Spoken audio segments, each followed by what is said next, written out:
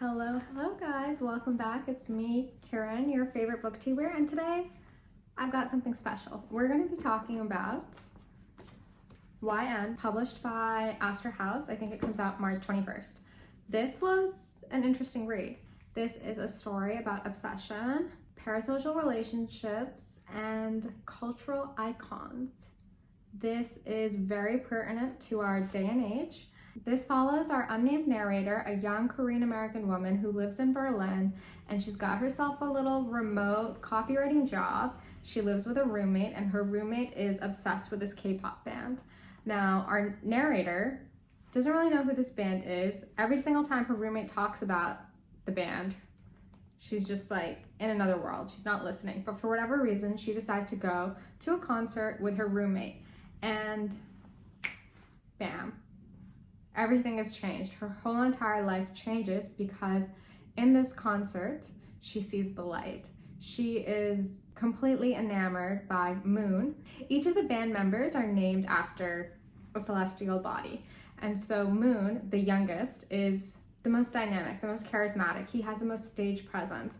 And she's gone. Moon becomes everything to her. And in the beginning of the novel, we see her weird relationship with this German guy and how she's kind of setting up this premise that you know instantly when you're in love with someone.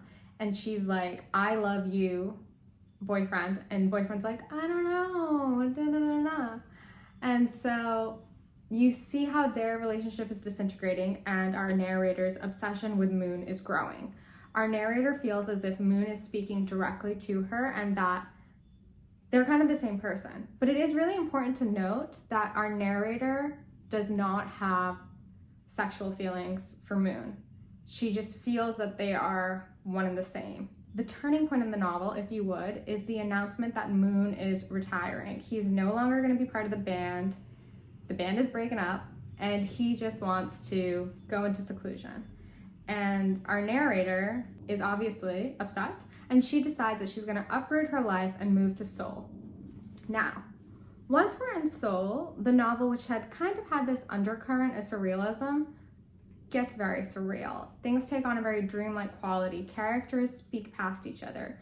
Our narrator is spending most of her days walking on the street, where she then is accosted by a woman who realizes that she had made the shoes that the narrator is walking in. So they become friends, and this woman's an artist, and this woman also encourages the narrator to accomplish her goal, the goal being meeting Moon.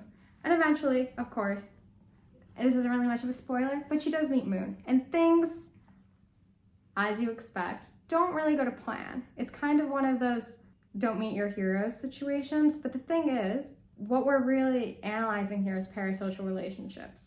Moon means so much to the narrator, yet this fan, because that's what the unnamed narrator is, means very little to Moon. In fact, the narrator also does recognize this. She says on page 162, I was his hell, he my heaven. So you're seeing this dichotomy. Another interesting thing about this book is there is this subtle exploration of religion in the sense that because we have no organized religion in this space, it's not as compelling as it was, let's say, 100 years ago. Celebrities and influencer type people, they have become the object that we place all of our hopes and dreams on. It is through venerating these individuals that we're able to garner a sense of community. However, our unnamed narrator, who's quite nebulous, she's unable to form community with the individuals, the other fans that she encounters. She has experiences that oscillate from benign to creepy and is completely unmoored, even though the only thing sustaining her is this desire to transcend with Moon. The writing is very intellectual. There's some very witty moments. I really like when one of the characters, she's referred to as a music professor, even though she absolutely hates higher education, makes a really cutting remark about higher education, and there are moments of humor. I thought the book was a lot of fun to read. It's perfect if you are a fan of quirky millennial fiction.